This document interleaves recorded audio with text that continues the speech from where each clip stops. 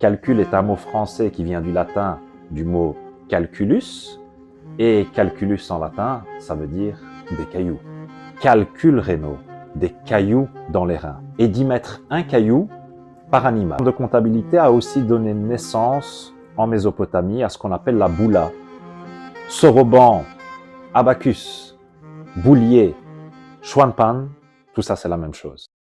Salut! Si vous me suivez sur les réseaux sociaux, vous savez certainement que nous avons une école de soroban à Bruxelles depuis des années et il y a une question qui revient tout le temps, qui est légitime mais qui est redondante, c'est qu'est-ce que c'est que le soroban et à quoi sert-il? Et surtout, qu'apporte-t-il à ses utilisateurs et en particulier aux enfants? Eh bien, on va y répondre par vidéo et de cette manière, je pourrai répondre plus facilement au plus grand nombre. Alors, ce qu'il faut déjà savoir, c'est que le soroban moderne, il n'apparaît pas de nulle part.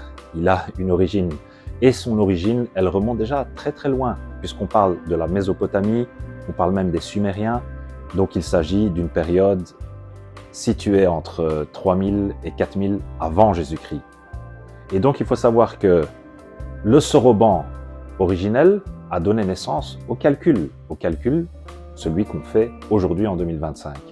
Et oui, le mot calcul qui vient du latin calculus ne veut rien dire d'autre que caillou. Et vous devez savoir que la première comptabilité, elle a été faite avec des cailloux.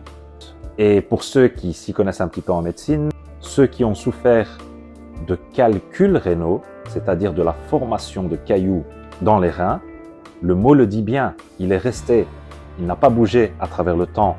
On a gardé sa forme originelle qui est calculs rénaux, des cailloux dans les reins.